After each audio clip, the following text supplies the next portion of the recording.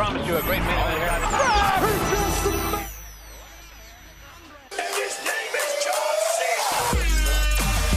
Dobrodošli na WWE Srbija podcast. Dobro jutro, dobar dan ili dobro večer, u zavisnosti kada nas slušate. Dragi naši wrestling fanovi širom prostora, cijele bivše Jugoslavije pa i dijaspore. Eto, opet su tu sa vama posle opet jednog vremena Stifler i Little AJ. Rekli smo ćemo češće da izbacujemo, ali desile su se neke stvari i jednostavno nismo stigli da izbacujemo toliko često. Nadam se da ste živi i zdravi, nadam se da ste kod kuće za vreme ove krizne situacije u celom svetu. Mihajlo, brate, kakav si mi ti, kako je u karantinu, brate? Pa karantin ko karantin, isto kao i kod tebe, vjerovatno cijeli dan, samo telefon, internet, malo u dvorištu i bukvalno to je to. Mora da učiš nešto, brate, nemoj samo da provodiš vreme da se ne edukuješ u karantinu. Pa imamo kao neku internet školu gdje radimo po navodnicima, ali to su neki osnovni zadaci, nešto u Wordu samo uradimo, pošaljemo profesorima i to je to. Bitno je da se edukujemo, to je najbitnije. Koliko toliko, a bar se edukujemo. Pa da, baš to. Ja se ne edukujem ništa, eto na fakultetu sam, a trebao bi kao nešto učim, ali slaba vajda toga. Eto, dragi naši wrestling fanovi, došli smo ovdje malo da prodiskutujemo sa vama o WWE-evom najvećem pay-per-view, uopšte ovako, najveći od Big Four pay-per-view-a, najveći wrestling event ikada, wrestling praznik, a to je WrestleMania 36, da budem precizniji. Ovo je sigurno najčudnija WrestleMania ikada, vjerojatno bi se složio sam. Ubjedljivo najčudnija, pored WrestleMania 2 sigurno, mada možda i čudnija od nje, zato što bar je tad bila publika u ta 3 grada, a ovdje 2 dana bez publike u običnoj sali. Da, baš kao WrestleMania 2 podeljeno je ne na 3 dana, nego baš WrestleMania 2 je podeljena na 3 dana, da? Da, 2-3 dana u drugim gradoma i naš kao 3 grada. Da, sećam se. To je to. Da. Mislim, sećam se, nisam bio tad živo, sećam se kako su to raspodelili kada sam slušao o tome, ipak kažem, nisam bio živ kad se ta WrestleMania emitovala, ali da, evo, ova WrestleMania je trajala 2 dana, evo sad sam izbrojao sve ukupno 18 mečeva na ovoj WrestleMania. Ja ne znam da li smo ikad veći kart na WrestleMania imali od njega. Ne vjerujem ni ja, mislim zadnje što se sjećam da smo na WrestleMania 34 imali ogroman broj mečeva, ali 18 to nikada skoro. Eto, skoro nikada, tako da ajde da krenemo polako novo. Naravno, WrestleMania se održala u Performance centru bez publike zbog situacije koja se trenutno dešava i zbog toga je veoma unikatna bila. Idemo prvo večer WrestleMania, to je, da krenemo od pre-showa, jesi gledao uopšte pre-show, jedan meč je bio na pre-showu, Cesaro protiv Drew Gulaka, Cesaro je dobio Drew Gulaka, jesi ti odgledao što je meč? Nisam jednostavno, nije mi se dalo i meč me nije zanimao, ali čuo sam da je bio jako dobar, ali ga ne mogu ocijeniti, ali ga nisam gledao. Također nisam gledao, mi ljudi stvarno ne pratimo pre-show, vi koji ste gledali pre-show ostavite komentar o tome kako vam se svidio ovaj meč, tako da ne možemo oceniti ovaj meč jer ja nismo pogledali. Ali zato ajde da pređemo mi odmah na main show. Main show su otvorili Alexa Bliss i Nikki Cross protiv Kabuki Warriorsa, Asuka i Kairi Sane. Komentatori ovog meča, SmackDown komentatorski duo je bio Michael Cole i JBL koji se vratio posle jedno vreme. Po meni, baš smo malo prepričali, jedan od najboljih komentatorskih duova ikad u istoriji su ova dvojica.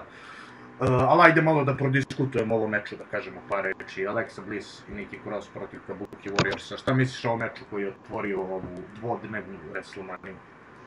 Pa za razliku od meča do kojeg ćemo doći o drugoj večeri WrestleMania, ovaj meč mi se nikako nije svidio za otvaranje jer već smo ga gledali prošle godine u oktobru i novembru i moram reći tad bi ovaj meč u tom periodu bio bolji nego sada na WrestleMania, što je jedna velika tuga. Jako mi je žao što su Kabuki Warriors izgubili Women's Tag Team titule, ali mi je s druge strane drago da se bar nešto dešava s tim titulama i dosta daje kredibilitet tim titulama. Alexa Bliss i Nikki Cross su meni jedan odličan duo, zaista su odličnu hemiju stvorile između sebe, iako kada se prvi put njih dvoje ujedinile, ja sam mislio da ovo nije nešto pretjerano dobro, da mi se nekako ne uklapaju. Ja sam mislio da će to da traje mjesec dana i da će da to bude, pošto je počeo kao storyline između kao ona je nepopularna, Alexa je popularna i ova kao je uzima pod svoje i kao I ja sam očekivao da će Alexa da se okrene na nju protiv nje u roku od mjesec dana, ali ne, očigledno, evo, one su skoro 6 mjeseci već zajedno, već su evo drugi put kako drže titule, prvi tim ikada, ženski tim koji drži 2 puta titule. Mislim da su i prvi tim ikad beše koji drži. Ne, Sasha Banks i Bayley su prvi tim ikad koji drži. Ali oni su prvi tim koji je ikada držao 2 puta titule. A što se tiče Kabuki Warriors, sam mislim da su dovoljno držale titule od oktobra, tako nešto. Pa tako nešto, ali opet zaista su nevjerovatan fit, nevjerovatan tim i odlično se uklapaju. Jednostavno moćni su mi, tako da zbog toga mi je žao što su gubili titule. Ja sam fan isto oba ova tima. Drago mi je zbog Alexe i Nikki. Isto mislim da moguće će Kabuki Warriors opet biti šampioni kad tad, mada ja bih voleo vidim Asuku opet u singles. I Kairi Sane u singles, što nikako nismo vidjeli. Na main rosteru je nismo vidjeli u singles competition. Ali eto, ajde, kada bi davali ocenu ovom meču, koju bi ocen dao? 2,5 zvjezdice. Ajde, složio bi se, u stvari ja malo bit ću skromniji, da ću 3 zvjezdice. Bio je okej meč, par okej spotova, ali sve u svemu, tako da 2,5, ali ja ću reći 3.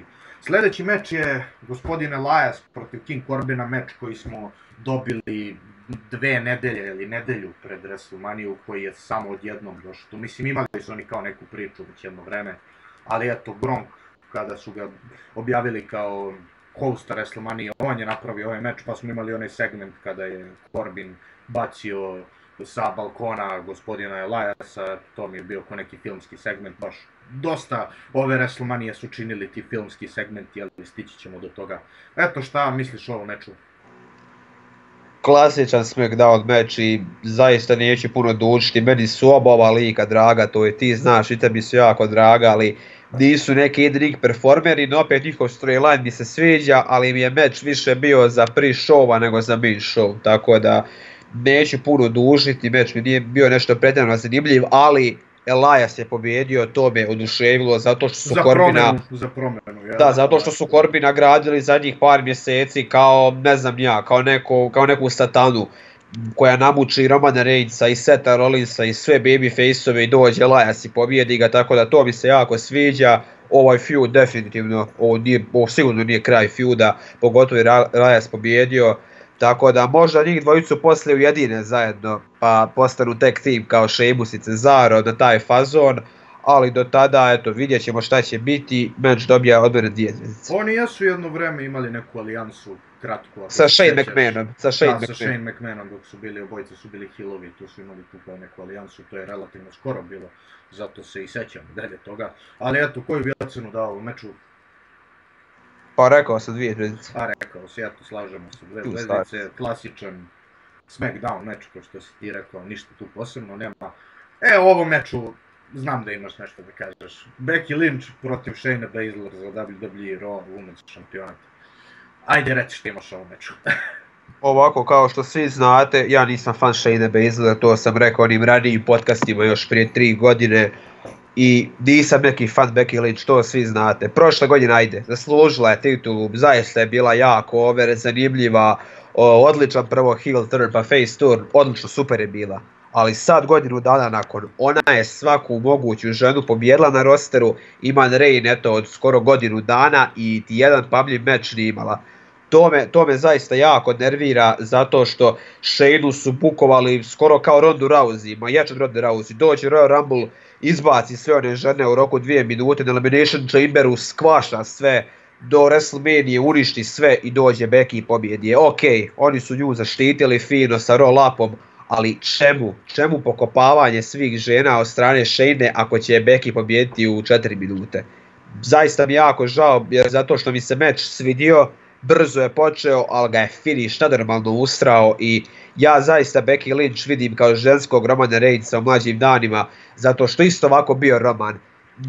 Zaista nisam vidio zbog čega ga toliko guraju, ali s vremenom je napredovao i umjesto da nauče lekciju, oni to ponavljaju sa Becky i fanovi su se već okrenuli protiv nje, to smo svi vidjeli da je dosta, čak u zadnje vrijeme i buvaju i ako se WWE počne čuditi zašto su svi protiv Becky Lynch, eto, ne trebaju su uopšte ništa pitati jer oni su za to krivi i ako ovo će Shaynu dosta da pogodi i ona ako se do ovoga oporavi, ja ne znam. Tako da zaista mi je jako žao što su uništili Shaynu u ovom meču, Becky Reigns se nastavlja, s kime će ići u feud, ja ne znam. Zaista ne znam, sa svima imala meč, tako da ovo meću više ne želim da pričam. Ja ne znam, nešto mislim da možda čekaju dok se Ronda ne vrati jako, ako se vrati, ako šta li priča sve će se vrati, ja mislim da će Ronda biti ta koja će skinuti Becky sa trona, kad god se vrati, a to možda bude za jedno 3 godine. Ali da, što se tiče, imam jedno prosto objašnjenje zašto guraju toliko Becky Lynch, a to je zato što Becky Lynch dosta produkta prodaje za njih, dobar je merch seller, popularna je, slažem se da je gimmick malo već postao prestar, kako bi rekao, već je it's getting old, što bi se reklo, ali... Izlapio gimmick. Da, izlapio je, što bi ti rekao kako se zove, ali da, objašnjenje je jednostavno to što je Becky Lynch jednostavno prodaje dosta i majici i onih, ne znam ja, titula, ali šta već, i ono, jeste realno najpopularnija žena trenutno na rosteru, tako da razumem što je guranje toliko, ali da, slažem se, ja nisam neki veliki fan Shayna Baszler, to sam i tebi pričao, ona po meni je dobar talenat, ali samo dok ne otvara usta, ona kad radi promo, to je nedobog, znači njoj treba menadžer, ona treba da ćuti i samo da jede mater svima. Takav lik ona treba da bude, a ne da priča. Ne treba ona ni reći da govori. Ali da, slažem se da je možda trebala ona ovde da dobije. Ali ajde mi da pređemo na sledeći meč. Polako. Samo da damo rating. Da damo rating pa da pređemo na sledeći meč. Koji ocenu daš na meču? 2,5 isto, kao i prvi meč. Eto, složit ćemo se. Do sad su sve negde u tom radijusu od 2,5-3 zvezdice, svi mečevi. Evo sledeći meč, evo ovaj meč možda dobije malo više zvezdica. To je triple threat ladder meč, ikada prvi put da vidim ovako nešto. Triple threat ladder meč za WWE SmackDown titule, po jedan lik za WWE SmackDown tag team titule, po jedan wrestler iz svakog tima, to je John Morrison koji predstavlja tim John Morrisona i Miza, protiv Jimmy Uso koji predstavlja tim Usosa, protiv Kofi Kingstona koji predstavlja tim New Day-a. Eto što mi išao meču, prvi put da vidimo ovakav neki koncept. Ja se ne sjećam da li smo ranije videli ovakav neki meč, da je za tag team titule, ali da je singles meč za tag team titule. Meni je to i dalje smiješno, ja kad sam vidio da je to objavljeno, mislio sam da je neka šala, ali ipak... Izvini što te prekidam, ali razlog je što valjda Miz nije mogao da učestvuje, ne znam, nije valjda koronu dobio, nadam se, ali zbog... U karantinu je, pa svako to mora da poštuje, bio poznat ili ne. Pa ovako, što se tiče ovoga meča, kao što rekao, prvi put ikad. Ja sam mislio da ovo neka sprdnja, da neki photoshop kad sam vidio screenshot, ali ovo je zaista realno, to je WWE-ova zvanična stranica objavila i okej.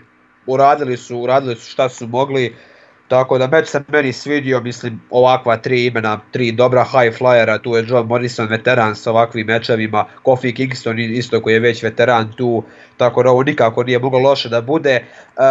Ovo je ipak jedan od mečeva koji je stradao od toga zašto nema publike, jer bi publika ovaj meč digla na mnogo veći nivo i to je jako krivo, ali meč je bio dosta dobar, nije trajao predugo što je jako dobro kao neki meč do kojeg će doći i svidio mi se, tako da nije ušti ni ovdje, očekivana pobjeda Johna Morrisona i pitanje vremena kada će Miza krenuti, ćemo dobiti vjerovatno do SummerSlama, tako da meni se njih dvojica kao tag team sviđali su mi se i onda prije 10 godina kad su bili tag team. Tako da tag team divizija na SmackDownu je inače ovako jako dobra i radujem se naravno da vidimo šta će biti sa Johnom Morrisonom. Pa da, s obzirom vjerovatno Miza nećemo vidjeti jedno vreme, šta će John Morrison sad tamo sam raditi sa titulama, vidjet ćemo, možda naprave nešto interesantno od toga, ali naravno vreme će pokazati. Ja tu da dam ocenu ovom meču. 3 zvjezdice.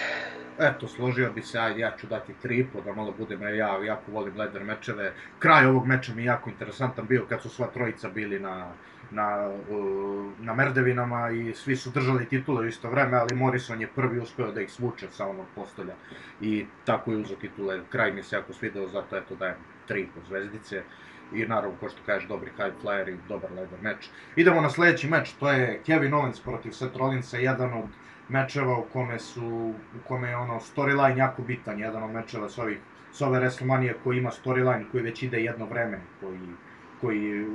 koji builduju već jedno vreme. Ovaj meč je počeo kao normalan meč, sve dok Seth Rollins nije napravio diskvalifikaciju, zbog toga je Kevin Owens pobedio, ali Kevin Owens mu je rekao what's up you little bitch, kao ne možeš da me pobediš, pa moraš kao, u suštini rekao je kao hoću no disqualification match i od tada je match ponovo restartovan u no disqualification match koji je Kevin Owens pobedio. Eto, šta misliš o ovom meču, da li ti se sviđa ovaj meč kao i običan i kao no disqualification match? Svidio mi se meč, zaista njih dvojica su odlični performeri. Ja sam u ovom meču sanjao kada se njih dvojica pojavilo na 2015. kao singles performeri na rosteru i odličan meč, nemam što da prigovorim ovdje, samo isto kao i za prošli meč da je publika bila, meč bi bio mnogo bolji, ali šta je tu je. Bump na kraju kada je Kevin Owens skočio s onoga znaka, to nisam očekivao, zaista je bilo brutalno. Možda i mene malo nervira kao neke što sam vidio na internetu zašto odmah ovaj meč nije imao no disqualification pravilo, opet ovo je bar unijelo neku novu dinamiku i malo nas je diglo, ali što si ti rekao ovaj storyline se dugo vuče i još će se dugo vući jer sigurno ovo nije kraj i neće ga na ovakav način završiti, ako ga završe bit će prijatno iznenađenje, ali očekivana pobjeda Kevina Owensa koju pobjedu zaslužio. Sad šta će biti dalje sa njih dvojicom, ja se nadam da će Kevin Owens postati šampion ove godine, ali doći će mu do titula koja je na kraju šampiona. Seth Rollins kao heel je meni odličan, vidim da se i ljudima on sviđa kao heel, tako da dobro, vidjet ćemo dalje šta će biti sa njim. Da, taj Messiah gimmick je i meni veoma interesantan, mada mislim da bi ovaj gimmick više pristao neko kao što je na primjer Aleister Black. Ja mislim da bi njemu više pristao takav gimmick nego Seth Rollins, ali dobro, Seth Rollins već ima i taj izgled koji Isus, tako da nije ni čudno ništa tripuje da Isus, ali da, što se tiče ovog meča, taj spot mi se jako svideo, to kad je Kevin Owens skočio sa WrestleMania znaka. Eto, ne znam šta ima još dodati za ovaj meč, eto da damo rating, ja ću da dam 4 zvezdice za ovaj meč. Ja ću opet manje, 3,5. Eto, 3,5, tu smo, opet smo blizu. I naravno main event, nije main event, sad je prvo meč za Universal titulu, to je Braun Strowman protiv Goldberga za WWE Universal titulu. Koji bi bio main event da je Roman Reigns tu? Pa da, verovatno. U stvari ne znam, možda bi dalje Boneyard match bio svakako main event. Ali, da, Braun Strowman protiv Goldberga, naravno u ovom meču je trebao bude Roman Reigns, ali on je čovjek otišao u izolaciju zato što već ima slab imun sistem i već ima problema sa zdravljem ranije i naravno tu odluku poštujemo, naravno prvenstveno zdravlje je bitno. Ali eto, Braun Strowman posle 4 godine na main rosteru je WWE Universal šampion. Znači, nije 4 spira nisu bila dovoljna da dovrše Brauna Strowmana, jer je Braun Strowman monster among men. Eto, posle 5 power slamova beše bilo, da, 5 power slamova. Braun Strowman je vaš novi Universal šampion, meč je trajao 2 minuta, ili 2 minuta, bilo 2 minuta, evo, 2 i 10. 2 minuta i 10 sekundi je trajao meč. Braun Strowman je novi šampion, naravno znamo da je on samo transitional šampion dokle god se Roman ne vrati iz karantina, ali to možda i potraje, mislim, zavisi koliko potraje taj karantin i koliko potraje cijela ova situacija u kojoj se naš svijet trenutno nalazi. Ali eto, Miha, brate, par reči o ovom meču. Pa mislim šta da kažem, vi svi znate moje mišljenje o Goldbergu, njegov reign neću ni komentarisati. Što se tiče Strowmana, za njega mi jako drago, ja sam veliki fan Strowmana, on nije neki rvač, ali kao što smo rekli, on je vjerovatna pojava i zaista ga lijepo uvijek vidjeti kako ruši. Iskreno, izvini što te prekidam, ali mislim da nije sad neki rvač da ga porediš, ne znam, s nekim kao što je AJ Styles ili ne znam. Ali nije Great Khali taj fazon, nikako. Da, nije Great Khali, da, što se tiče, baš zato hoću da kažem, za velikog čoveka je jako dobar. Znači, jako je dobar, tako da, opet, žao mi je što se ovaj moment nije desio prije 2-3 godine kad je stvarno bio on fire i u piku svoje karijere, no opet, eto, bolje ikad nego nikad. Sada, da, veliko je pitanje kada će se Roman vratiti i šta će biti sa Strowmanom i title reignom.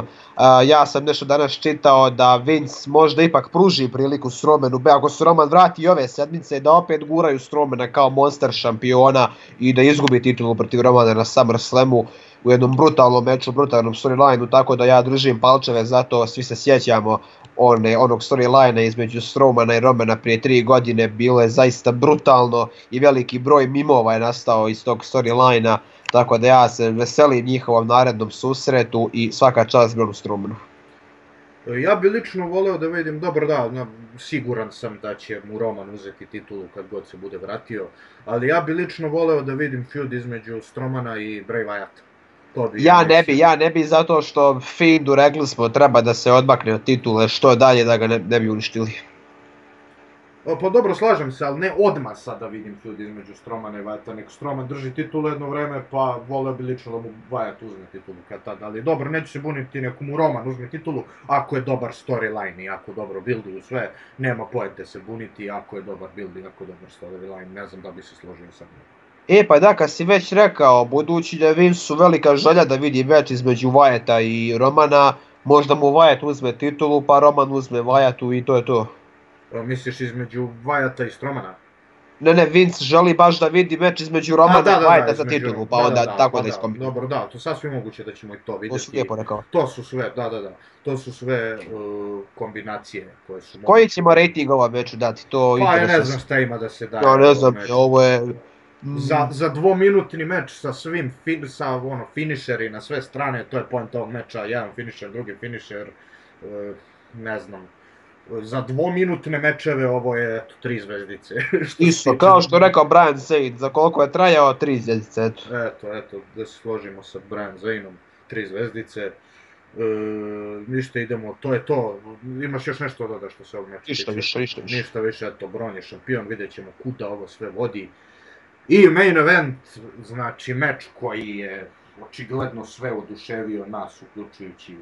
To je Boneyard meč, Undertaker protiv AJ Stylesa. Ovo je bilo ko film da gledaš, znači ko da gledaš, lepo kažu ovdje komentari, koji iz one serije Sons of Anarchy, ne znam da li si čuo za seriju. Nisam. U suštini motoristi i motogangovi, to je kao poenta. Pa taj fazer, da. Zato je jako slično, znači ne verujem da iko ovo očekivao, baš smo o ovome pričali, šta misliš da je WrestleMania imala publiku, da li bi dalje ovako ovaj meč izgledao ili bi to bilo ipak na WrestleMania na U-ringu i tamo pred publikom? Oni su to je bildali kao meč sa publikom, bukvalno je stalno AJ Styles govorio hoću da vidim onog pravog Deadmana i onda bukvalno prošle sedmice su to sve skrepovali, odlučili da bude American Badass i najavili su ovaj tip meča i na kraju ispalo čak i bolje. Eto. Pa da, eto, po meni ovo je odlično, režija je fenomenalna, montaža isto jako dobra, storyline soundtrack, ton, sve super. Da, soundtrack, ton, nova, kako se zove, naravno tema Undertakera, Now That We're Dead od Metallica, to me također oduševilo. Ja sam mark autovao kada sam to čuo. To me baš oduševilo, povratak American Badass-a koji ja već iščekujem posljednjih 5 godina se već priča o povratku American Badass-a, ali eto, to se desilo.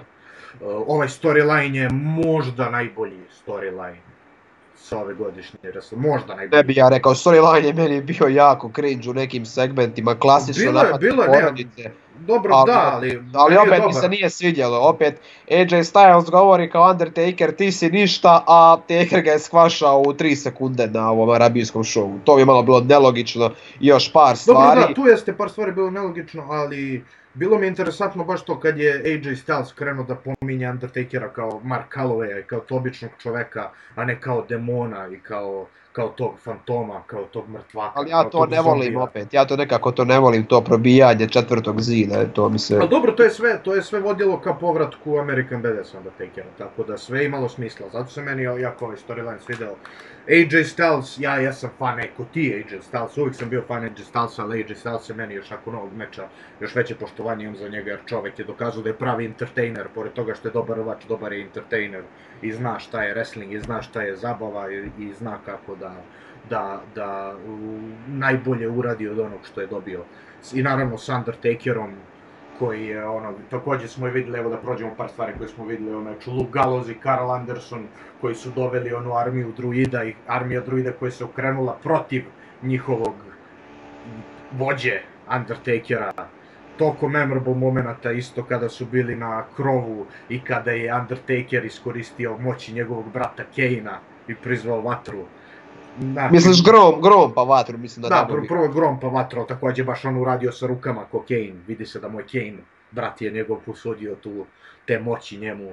I također naravno svo vreme konverzacija između njih dvojice dok se ovaj meč odvijao mi je bila odlična. Bilo odlično, da.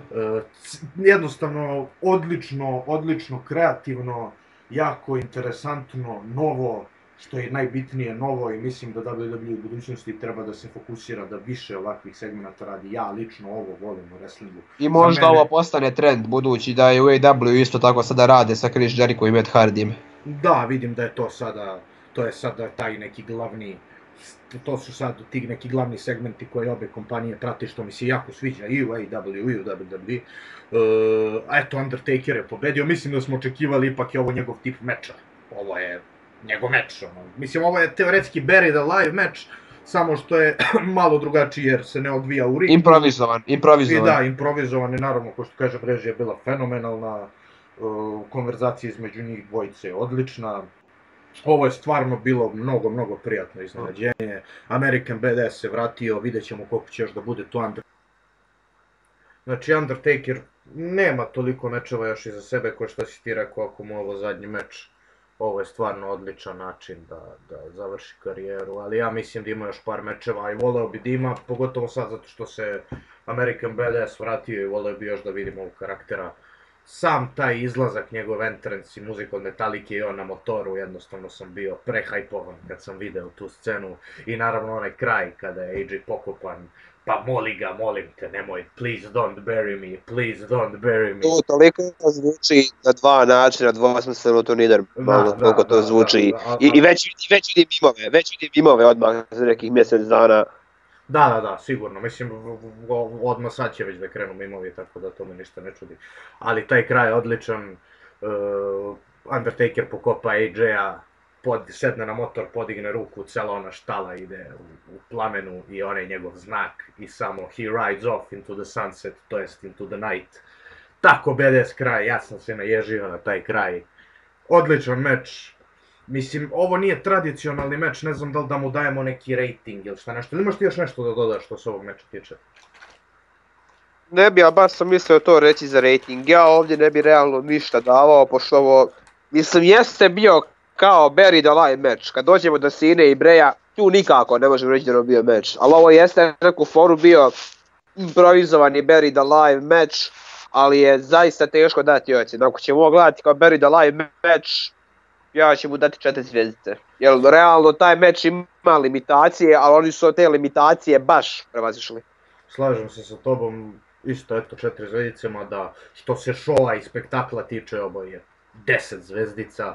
Ali meč ko meč, tako da složio bi se 4 zvjezdice, ali kao spektakl, ovo je stvarno bilo fenomenalno, kao još jednom kažem, režija odlična. Oni sound efektovi svaki put kada se udarac su mi bili fenomenalni, svaki put kada neko zada udarac nekom su mi stvarno bili fenomenalni. Stvarno nešto novo, nešto drugačije. Mislim, nije toliko novo, podsjeća sve to vraća, ja bih rekao da bi argument da je sve ovo Matt Hardy pokrenuo u TNA-u sa Deletionom i sa svim tim segmentima. Mislim, i ranije smo imali ovakve tipove segmenta, ali rekao bi da je Broken Matt Hardy to baš popularizovao, ne znam da bi se složio sa mnom. Slažem se, mislim da su uzeli veliku inspiraciju od toga i da su mnogo bolje uradili nego Impact što je to uradio. Recimo, meni se Ultimate Deletion između Wyatta i Hardya više svidio nego Final Deletion, tako da vidi se da WB ima jako talentovane producente i kao što si rekao prije nekih 5 minuta, ako ovako nastane u budućnosti bilo bi stvarno fino. Da. Ne znam, šta misliš da je sljedeće, evo jedna teorija. Jako bi bilo interesantno, pošto sada evo AJ Styles je buried, po meni bi najinteresantnije bilo ga ne viđamo jedno vreme na WWE programu i kad se vrati, da se vrati sa novim gimikom. Mislim, znamo svi AJ Styles i on je od uvijek bio Phenomenal One, ali mislim da bi bilo interesantno za njega da kad se vrati, jer je ipak kao ponovo rođen, što bi se reklo, da se vrati sa nekim novim gimikom. Znači, ja bi lično voleo da pošto ipak nakon ovog, da, kao što sam rekao da AJ Styles jedno vreme ne bude na WWE programu, ali kad se vrati, da se vrati sa nekim novim gimikom, jer obično ono to ipak je taj sad, AJ Styles je pokopan, čak i tamo pisalo ono ko da je umro, čak sam video neki meme da je neko na Wikipediji zamenio Born 1970 i neki Died 2020. Znači, totalno, it's still real to me fazon ceo, kako se zove. Tako da bi voleo lično da vidim AJ-a kad se vrati, da se vrati s nekim novim gimikom. Možda i čak, pošto smo videli Carl Andersona i Lou Gallowsa sa droidima, možda bi čak bilo interesantno da preuzme stari gimik Undertakera. U nekom obliku, neki novi, fresh. Jeste, kažem, AJ Styles jeste fenomenovan i uvek je to bio njegov gimik, osim onda kad je u TNA-u roleplayovo Ric Flaira. Ali ne znam da li bi se složio sa mnom, da li bi voleo da vidiš nešto novo od AJ Stylesa kad se vrati, da malo promeni gimik, ipak si ti njegov veliki fan. Volio bi, ali to kao kopija Undertakera to jednostavno ne ide. Ja bih više volio kad se vrati da bude baš ono brutalan, da ne priča puno, da baš ono bude brutalnost realno, da ne da bude ono high flare, baš da nekako da promijeni stil rvanja. I da promijeni kosu i da se ošiša, i da se ošiša. I kosu da ošiša, i to bi isto bilo stvarno lijepo. I da promijeni temu isto, kao što je TNA promijenio temu 2013. godine kada je postao heel. Da, možda neki sličan taj gimik ko što imao, izvinim što se prekidam u TNA-u, taj kad je bio onaj gimik, kad je imao taj no one gimik.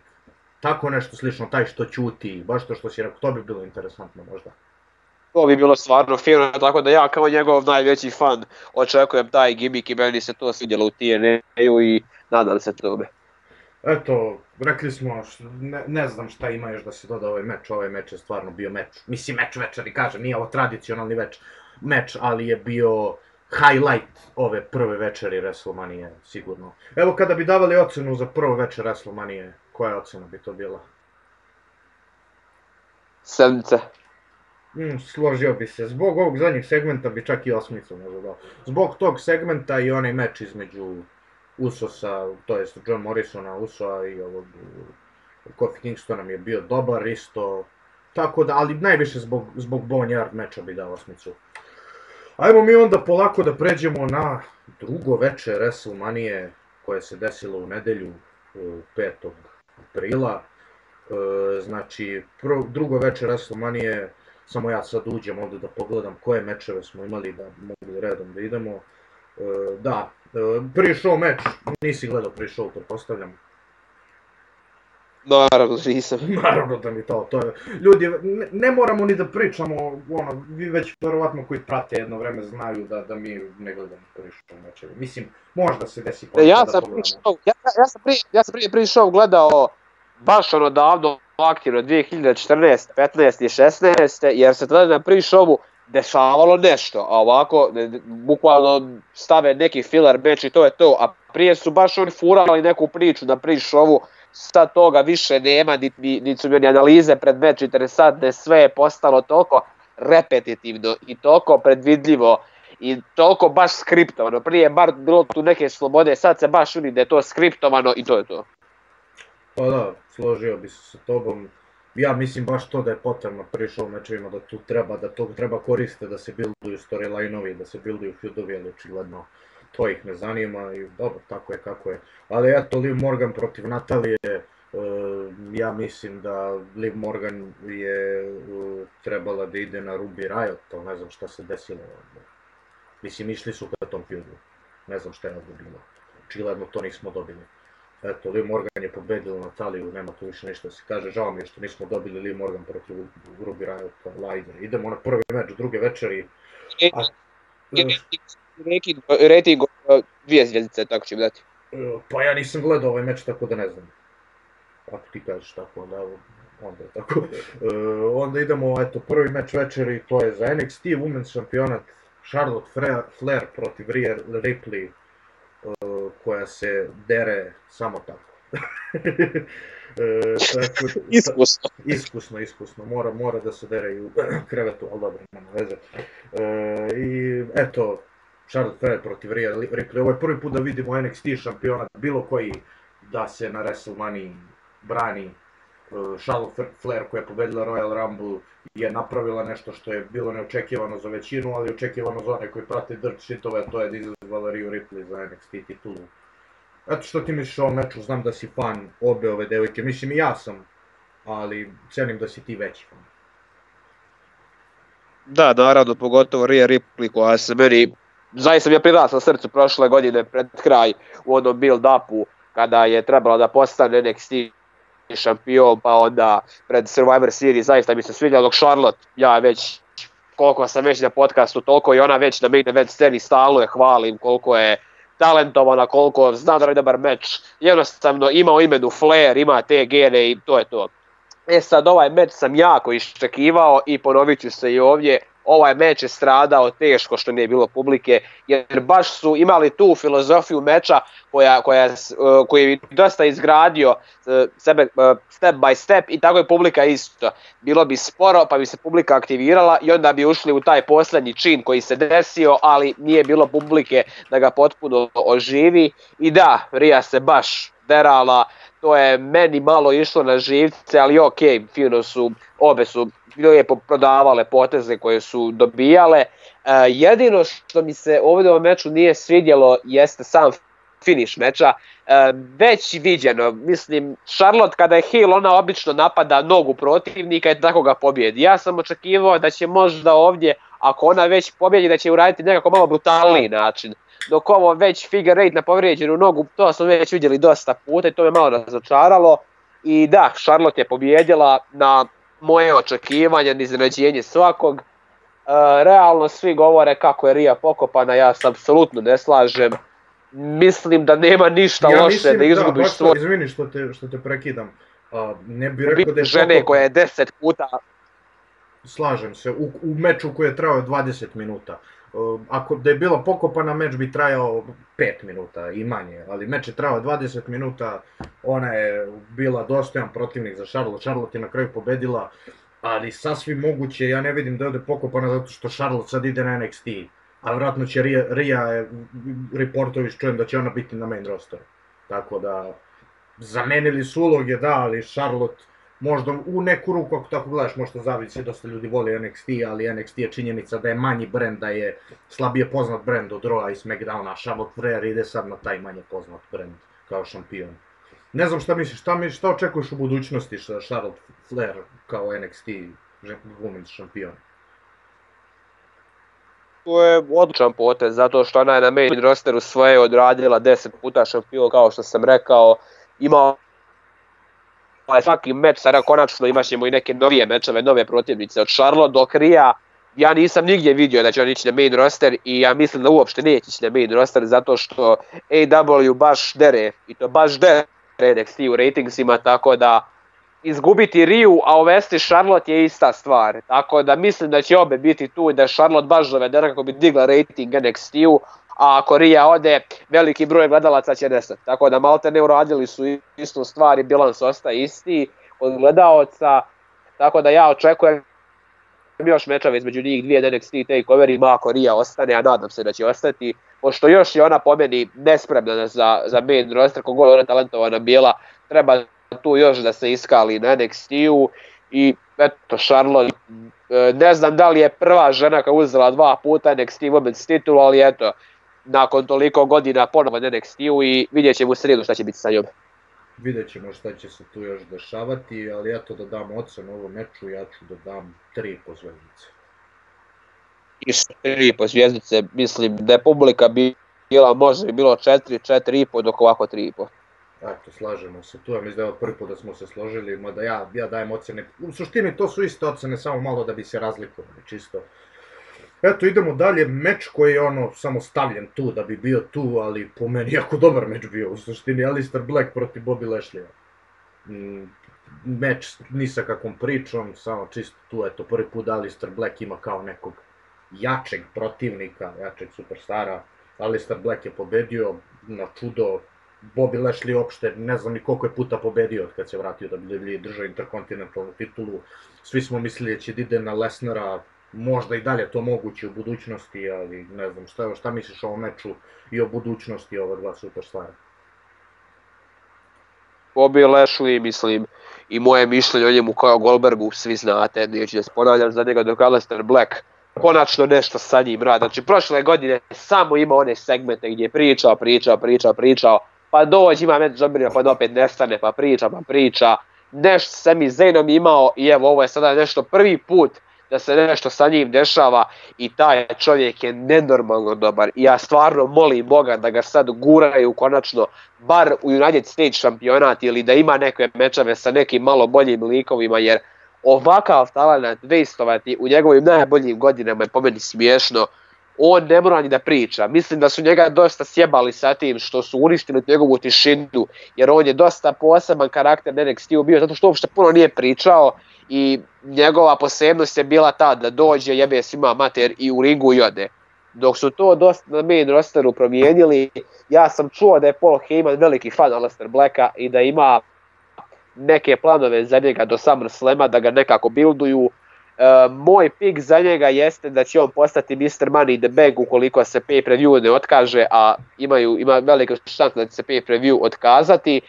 I tako da eto, što se tiče Bobby Lashley-a, možda postane džober nakon ovog, možda bude išao na Lesnara, pošto Lesnar nema titulu, doćemo do toga, ali generalno mene on ne interesuje, bio mi je samo fora u onoj priči između Ruseva i njega, ali i to je poslije smorilo, tako da eto.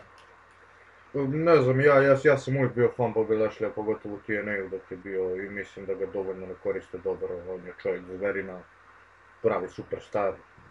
Jedan od onih koji mu je problem da priča, jer kad otvori usta uopšte taj njegov glas ne ide sa tim njegovim telom, a i po kako se zove, što se in-ring skilla tiče, Bobby Lashley je dobar rvač. Tako da ja bi lično voleo da vidim taj meč sa Lesnarom, to je dream match, to su dva čovjeka koji su bojica bila na manu. Šta kažeš? Ali jako loš glumac to.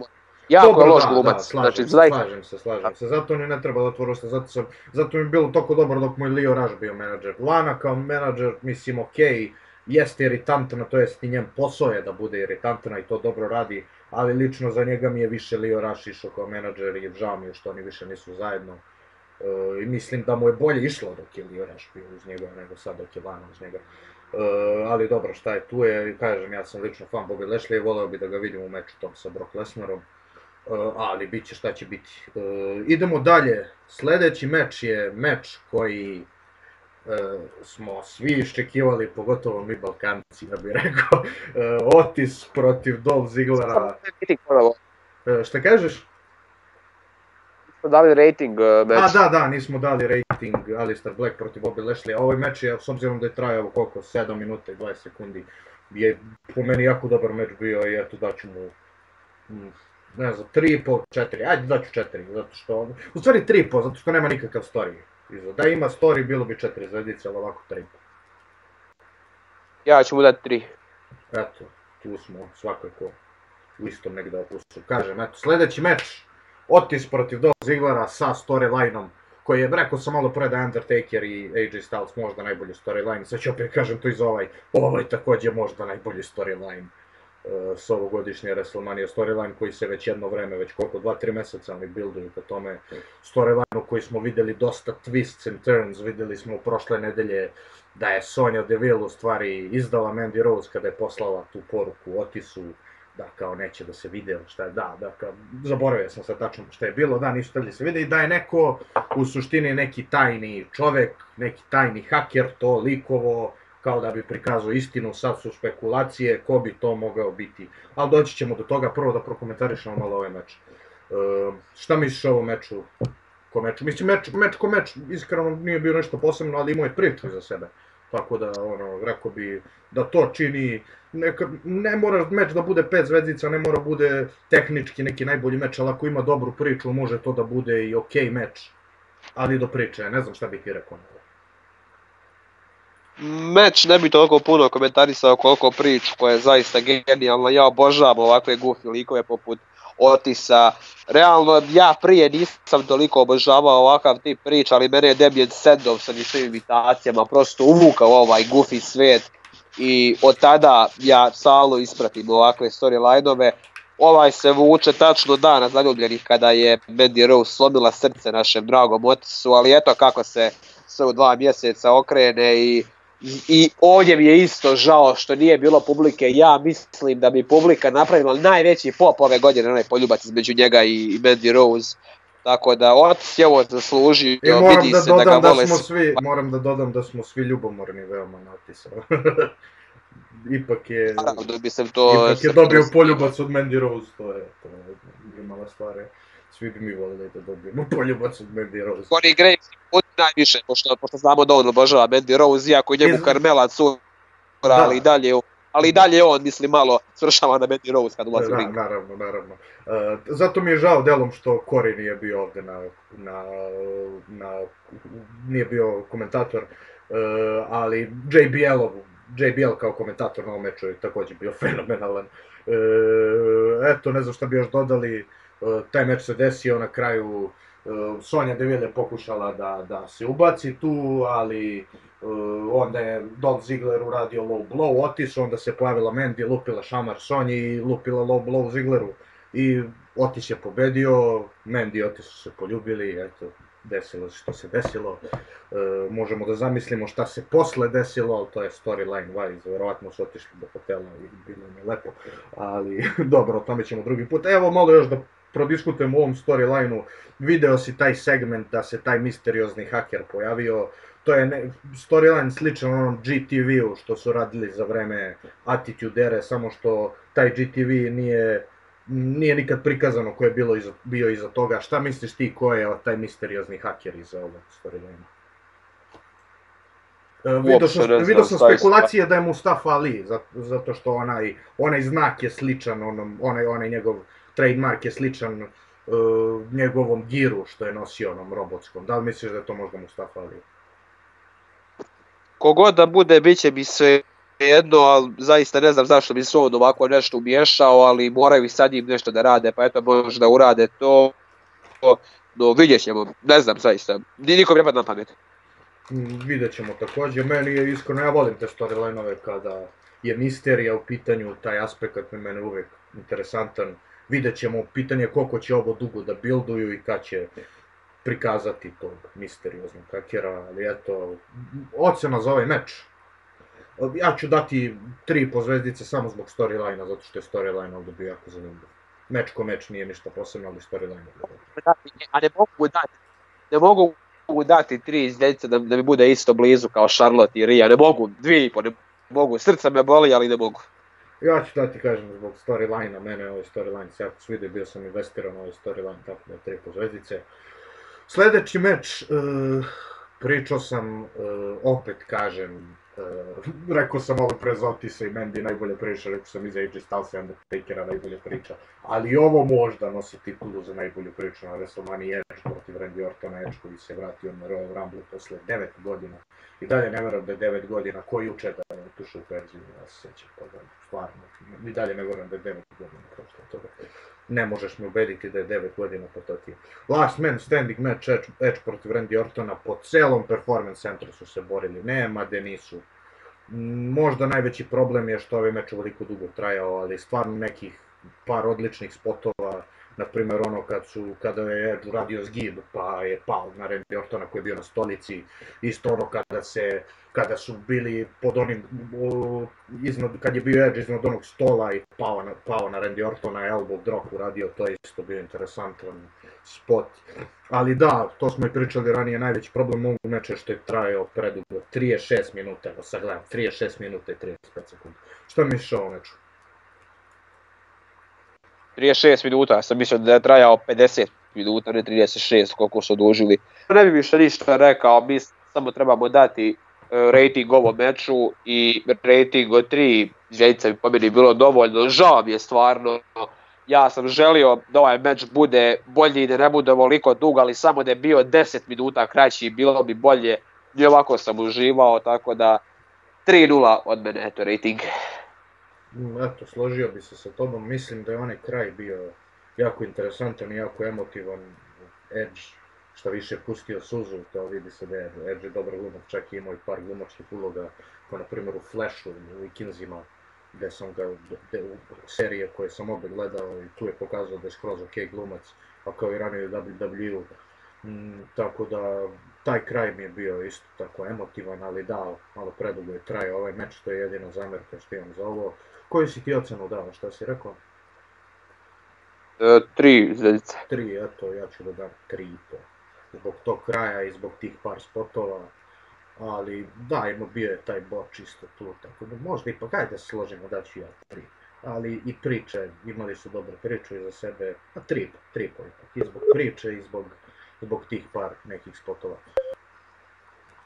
Ok, znači sljedeći meč imamo Raw Tag Team šampionat Street Profits protiv Angel Garza i Austin Theory. Ja stvarno ne znam ko je taj gospodin, Angel Garza znam, gospodin Austin Theory ne znam, trebao je ovdje da bude Andrade, ali valjda je on u karantinu pa nije mogao. Stvarno ne znam šta dodam u ovom meču, nema storyline iza sebe. Ja isto, pogotovo kad sam čuo da Andrade nema, odmah sam premotao ovaj meč, tako da nije me interesovalo. Ja sam ga odgledao i stvarno nemam šta da dodam, drago mi je što su Street Profits i dalje šampioni, ja sam van Street Profitsa, veoma su zabavni, stvarno ne znam šta da dodam. To je to, eto, to je sve što imamo kažemo o meču, zvezdice, 2 zvezdice, eto, od mene, ti nisam gledao, tako da idemo dalje. Sljedeći meč je Fatal 5-Way Elimination match za WWE SmackDown Women's titulu. Bayley šampion protiv Lacey Evans, protiv Naomi, protiv Sasha Banks, protiv Tamine. Ajdemo par reči o ovom meču. Mislim, većina je očekivala da će se ovom meču desiti raspad tima između Bayley i Sasha Banks, ali to se očigledno nije desilo, šta više Sasha Banks je pomogla Bayley da zadrži titulu neko što je eliminisano. Ali, eto da čujemo par reči od tebe o ovom meču. Ovaj meč mene na početku uopšte nije ni interesovao zato što jako su ga loše gradili i generalno učesnici ovog meča meni nisu nešto pretjerano zanimljivi, sem Sasha Banks i Lacey Evans, vi znate da ja nisam neki fan Bayley, ali mi je njen heel karakter, ono okej. I da, kad si već pomenuo sa Sasha Banks, ja mislim da je to ispravna odluka zato što oni ne žele da nju naprave kukavicom, nego baš da bude kao njen gimmick, the boss, da je uzme titulu ono 1 na 1, ne da je ovdje prevari. I to je zaista jedan dobar aspekt koji su radili i eto njih dvije imale su taj neki feud prošle godine, meč im nije bio nešto dobar i oni zaista zaslužuju da imaju dobar meč na main rosteru, ja se tome nadam. Ja bih rekao da se ne slažem s tobom tu, jer ipak Sasha Banks, taj njen ceo gimmick je veoma inspirisan Eddie Guerrerom, a Eddie Guerrero je poznat po tome po catchphrase like cheat steal. Tako da mislim da je ovdje baš bio pravi trenutak da iskoristi tu.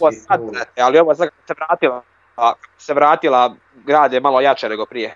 Dobro da, ali dalje ona je na NXT-u uvijek imala taj, jeste to boss gimmick, ali baš zato je ono, kažem ti, dalje tu inspiracija Eddie Guerrero dosta kod tog lika.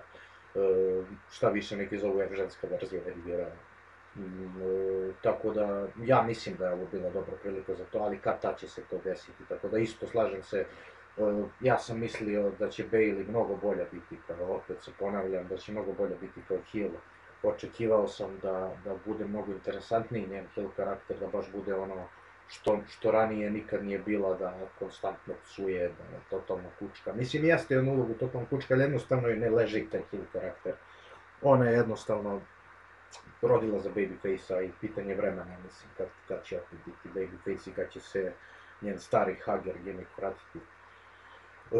Ne znam šta bi još dodali na ovom meču, ja sam iskreno mislio da će, pošto su buildovali tako, da će Tamina uzeti. Buildovali su i zadnje te 2 nedelje baš jako, tako da sam to mislio, ali očigledno to se nije desilo, Bayley dalje drži titulu i nastavlja ovaj njen dugački reign, nije baš dugačak kod Becky Lynch, ali je dugačak. Nemam šta da dodam još za ovaj meč, eto da damo zvezdicu, rating 3 zvezdice. 2,5. Da, u stvari 2,5 od mene. U stvari 2,5, slažem se. Ali sada, ovaj meč, dame i gospodo, ovaj meč, mislim ovo nije meč, ovo je bilo ludilo iz paralelne dimenzije. Znači, bukvalno, ovo je meč gdje je John Cena otišao u paralelnu dimenziju i borio se sa Bray Wyattom, tj. nije se ni borio, nego je samo išao i pregledavao celu njegovu karijeru. Bray Wyatt je napravio jednu simulaciju cijele karijere John Cena, još ubacujući to neke elemente iz istorije wrestlinga. Firefly Funhouse match, Fiend Bray Wyatt protiv John Cena. Ovo je bilo mnogo ludo i mnogo zabavno. Ajde da čujem šta ti možda kažeš na ovo. A kad si već rekao simulacija John Cena karijere, ovo je više bila simulacija strahova John Cena, njegovih strahova od njegove propale bodybuilderske karijere, strah njegove reperske karijere, što isto prikazano kada je odrepovao protiv Bray Wyetta u ovom segmentu meču šta već, pa njegov strah od heel turna što su prikazali uz NWO, pa onda Bray mu je bukvalno rekao ako ti slušaš ljude zašto ih nisi slušao pred WrestleMania, što me nisi putoverovao, bukvalno nije mu tako rekao, ali je to mislio. I to je toliko filmski dobro prekazano, ali to ništa ne bi bilo dobro da tu nije bio Bray Wyatt. Da su stavili mene ili nekog drugog rvača, to bi bilo toliko cringe, ali samo ovakve segmente može Bray Wyatt da izvuče i možda eto Undertaker. Zaista. Dobro, slažem se, Bray Wyatt jeste ovdje, izvini što te prekidam, jeste ovdje zasijao, ali Cena je ovdje, mislim jeste preglumatao neke, ali to je i fora ovog celog meča. Ja mislim da ovaj meč, ne meč, segment, ne bi bez obojice prošao dobro, obojica su jedan ko zaslužni, zato što je ovo bilo... Dobro, Sirina uloga, po meni je mogao svaki neki tu rvač da glumi, malo je preglumatao što si rekao, ali slažem se donekle, no Brayovu ulogu bukvalno samo on i Undertaker mogu da odrade. Tako da Bray, hvalimo ga već i ja i ti, koliko sam već dugo na ovom podcastu, stalno ga uvijek hvalimo i kad je bio pokopavan i kada je postao šampion, nema tu više šta reći, on je jedan veliki genije i zaista rvač koje se treba nakloniti, toliko su ga puno pokopavali, nikad se nije pobunio, uvijek je na svaku ideju pristajao i zaista školski primjer pravog rvača i pravog radnika u WWE-u. Da, jako dosta je referencije također u ovom meču, bilo reference za NWO, reference za WWE Golden Era, pa i Hulk Hogana čak. Također smo vidjeli kratak povratak Bray Wyattovog starog gimika Cult Leadera, i dosta interesantnih stvari. Naravno Puppet Vince McMahon koji je rekao that's some good shit, to je stvarno bilo fenomenalno i iskreno skidam kapu Vince-u što je dozvolio to uopšte da kako se zove prođe kroz to, vidi se da veruje Bray Wyattu dosta i da prepoznaje njegovu genijalnost. Ali eto, nekim fanovima se ovaj meč ne sviđa zato što nije bio wrestling meč, ali ja bi na to rekao da wrestling ne čini samo wrestling, šta više možda i više i bitnije stvari su segmenti, karakteri i storyline-ovi, a ovo je bilo stvarno kada gledaš neku seriju i to sam ti rekao što se WWE lora tiče, mislim da je Bray Wyatt najmoćnije biće koje smo ikada u WWE vidjeli. Čovjek ima svoju dimenziju, bukvalno, svoju dimenziju koju može da radi šta hoće. Kao, rekao sam ti primjer Dormammu iz Marvela, na primjer, nešto tako slično, ili tako neki dimenzionalni likovi, ko na primjer ako neko čita DC stripove znakuje Mr. Mixi Spidley, tako nešto slično. Ali meni je ovo stvarno bilo fenomenalno, stvarno zabavan meč, nešto totalno drugačije što smo ikada vidjeli. Ne verujem da bi mogli rating da damo ovom meču, jer kao prvo ovo nije meč bio, ali za show, za zabavu ovo je čista, ne 10-ka, nego 20-ka, možda čak i prevazišlo, mislim, prevazišlo Boneyard meč u aspektu zabave, sa tog aspekta. Boneyard meč je ipak bio meč, ali ovo ne, ovo je bio samo segment koji se završio pinfallom. Ali eto, Finn Bray Wyatt je pobedio John Cenu, povratio je tu pobedu od pre 6 godina sa WrestleMania 30. Ne znam šta je sljedeće za Bray Wyatta, možemo samo da nagađamo. Šta misliš da je sljedeće za Bray Wyatta i za Cenu? Ne verujem sad da će, mislim da će Cena još jedno vreme biti na WWE programu, pogotovo sad dok traje ovo, ne verujem da se snimaju filmovi sad nikakvi, zato mislim da će Cena jedno vreme biti još u WWE, ne znam šta ti misliš. Ja baš mislim suprotno, ja mislim da možda čak, ja sam nešto čitao da možda ovako seriji kao ili završe karijeru ili promijene karakter pa ima neki mali storyline i onda završi karijeru, ja u to sumnjam, ali isto kao i za Undertakera, ako ovako završi karijeru, možda za njega može postojati i bolji način, tipa kao Trish Stratus što je završila, da je završila osvajanjem titulu rekordne tad. ali ako ovako završe ja se neću buniti jer zaista ovo je možda čak i passing of the torch neki s obzirom da WWE dosta promoviše Finda kao neko njihovo novo naredno lice kompanije, malo jesu skeptični ali u većini slučajeva baš ga dosta promovišu u zadnje vrijeme i kada je uzeo titulu. Što je za Wyatta sljedeće, rekli smo to i u prvom dijelu podcasta, obojica se nadamo nekom sukobu sa Braun Strowmanom s obzirom da je Bray njega doveo u WWE i samo su jednom to pobjedili, ja mislim 2016. pre Survivor Series kada mu je Bray rekao kao I gave you the keys to the kingdom and you betrayed me i od tada nikako to nisu obradili, a znamo svi dobro da se Finn sjeća svega, tako da trebamo svi biti mirni i biti strpljivi i taj će meč jako uskoro doći. Slažem se, mislim da ćemo sad vidjeti Finda da ide na nekog drugog, neće još ići na Strowmana sigurno, ali mislim da je to pitanje vremena samo kada ćemo to vidjeti, ali ne znam stvarno šta bi moglo sljedeće da bude za Finda, ali možemo samo da čekamo da vidimo. Ovo je stvarno bio prezabavan meč i stvarno ne znam šta više da dodam ovdje, sem da sam se mnogo zabavio i da je bilo mnogo interesantno. I volao bih, opet kažem, da ovako nešto još više vidimo u budućnosti.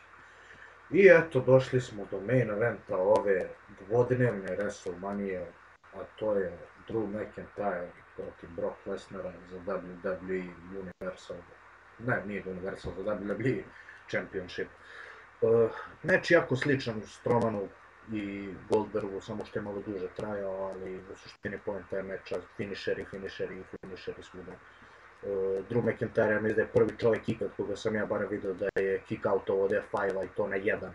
Ne znam da li je iko ranije kick-outovo od F5, ti možda znaš što bolje, da li je neko... Niko je kick-outovo. Niko, eto. Apsolutno niko, baš sam isto to. Jedino je Brock Lesnar kick-outovo u nekim mečovima, ali niko od F5 nije kick-outovao, tako da baš druga grade jako. Vidi se da grade i treba. Obojica smo fanovi Drew McIntyre i drago nam je što se ovo desilo.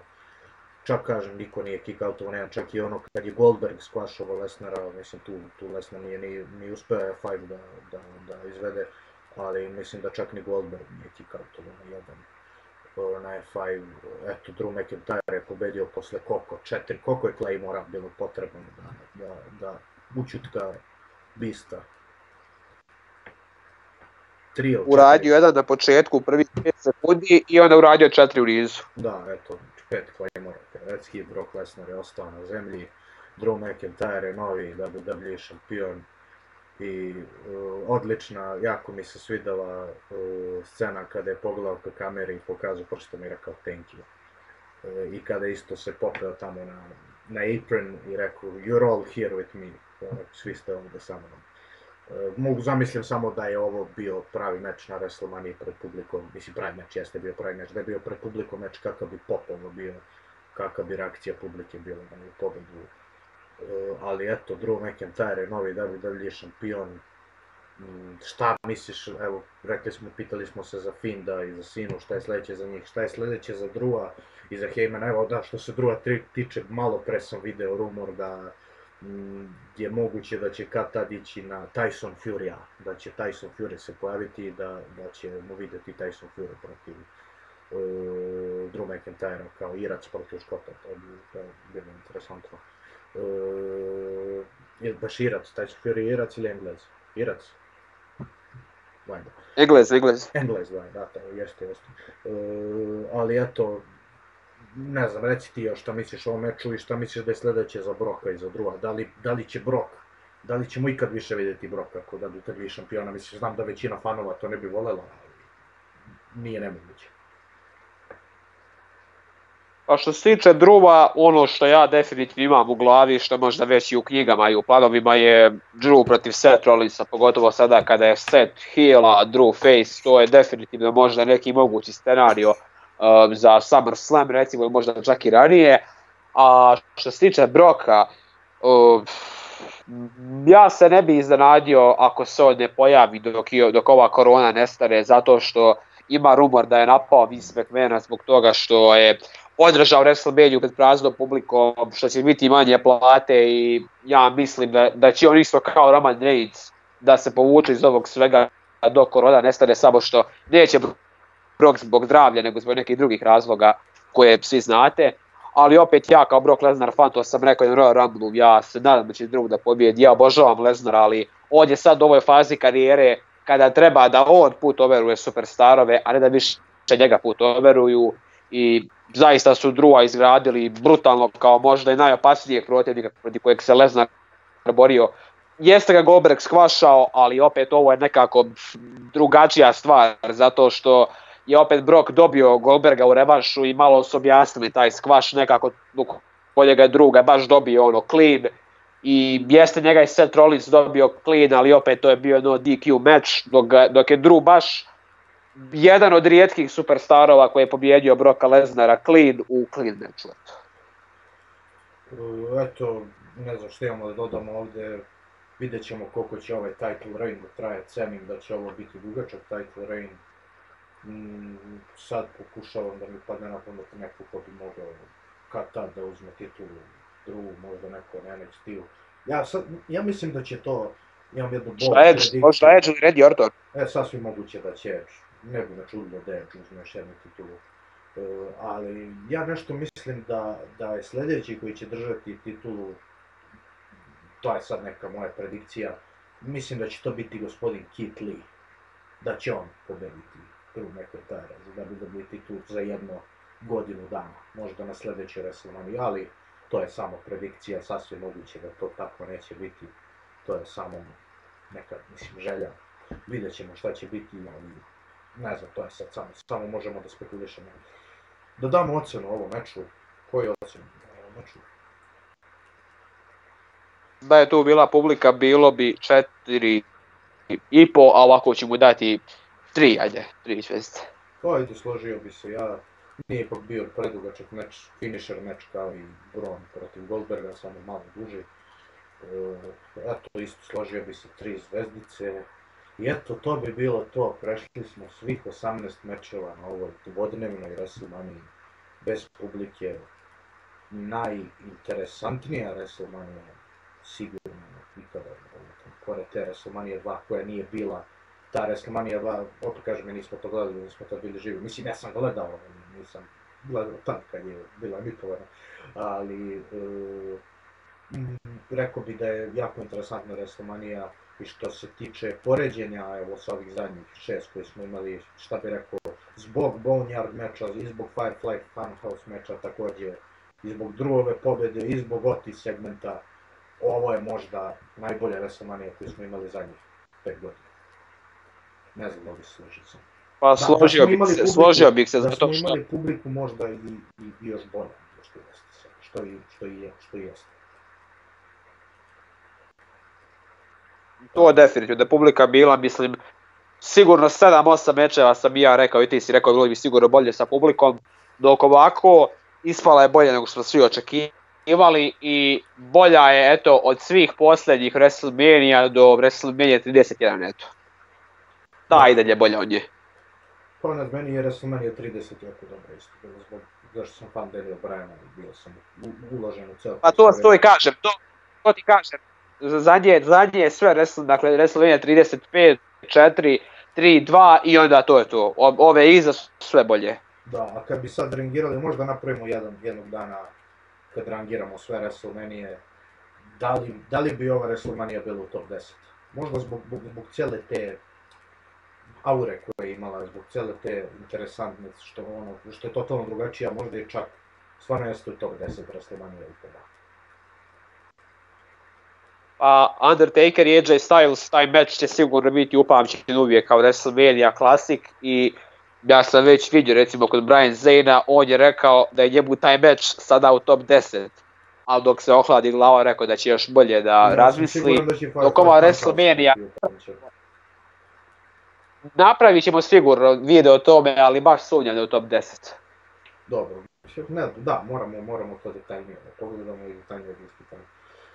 Ali eto, dragi naši wrestling fanovi, to bi bilo to od ovog našeg reviewa dvodnevne WrestleMania. Podsjećamo vas da ostavite like, da ostavite share, share, da ostavite komentar, da se čuvate, da ostanete kod kuće i vidimo se u sljedećem reviewu.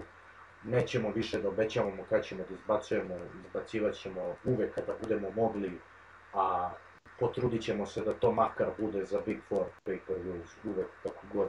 Nadamo se da ćemo se vidjeti u sljedećem reviewu, u sljedećoj recenziji, vjerojatno će to biti Money in the Bank ako bude. Sljedeći pay-per-view Money in the Bank, jeste, ako bude uopšte bilo. Jeste. Da, Ako ga ne otkažu, jeste. nadamo se da ćemo, pogotovo sad u karantinu imamo vremena, tako da ako odrade Money in the Bank, očekujte review. Također ostavite komentar o kojim temama bi još mogli da prodiskutujemo, toliko tema ima koje možemo da pričamo, koje nismo ni zagrebali površinu, što bi se rekli u ovom review. Ali eto, na primjer, možemo AEW, Matt Hardy koji je debitovao AEW, Brody Lee, to je Luke Harper koji također debitovao AEW, možemo s vama tome da pričamo ako želite o tome da pričamo. Podsjećamo vas još jednom, ostavite like, share, subscribe, sve. Pozdravljaju vas Stifler, Little AJ, ostanite zdravi i vidimo se.